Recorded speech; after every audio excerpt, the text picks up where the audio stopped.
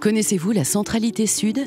Ce vaste territoire situé sur les communes de Grenoble, des Bains et d'Échirolles est grand comme 2 fois la presqu'île. Loin d'être inoccupé, il accueille 20% des emplois de la métropole et près d'1 habitant sur 10.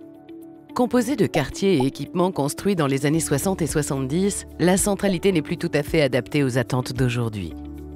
En effet, se déplacer à pied ou à vélo est parfois compliqué et le trafic automobile génère de la pollution. De plus, les espaces publics ne sont pas toujours accueillants au quotidien pour se promener, échanger et rencontrer d'autres personnes. Pourtant, il s'y trouve aussi un grand nombre de ressources, parfois difficiles à percevoir. Ces atouts sont reconnus par les acteurs publics et privés qui l'ont identifié comme territoire d'avenir. En effet, en plus d'accueillir des grandes entreprises, de la PME au groupe international, la Centralité Sud est très accessible par le train, la route et les transports en commun. Associée à cela, elle possède des équipements sportifs, culturels et touristiques, ainsi que des équipements universitaires, scolaires et de santé. On dénombre aussi pas moins de 70 hectares d'espaces verts. Les ingrédients sont là pour imaginer une nouvelle étape en utilisant les terrains inutilisés qui sont nombreux et parfois en friche. Cela représente plus de 50 hectares.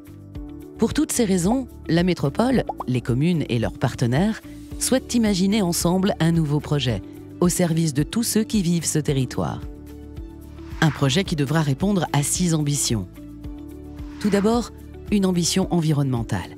À proximité de la rocade, le projet devra permettre d'améliorer la qualité de l'air et de réduire les nuisances acoustiques, tout en utilisant la présence du réseau de chauffage urbain pour imaginer, avec les entreprises, de nouvelles solutions innovantes pour produire et réutiliser de la chaleur ou du froid.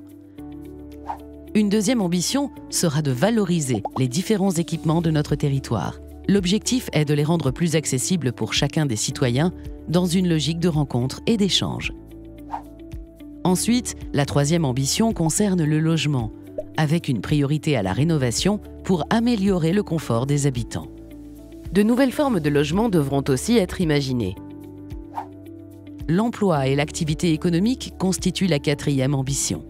La centralité offre un potentiel unique pour porter des projets dynamiques et innovants, soutenir les commerces de proximité, le tout en partenariat avec les entreprises, mais aussi en soutenant les filières de formation diplômante.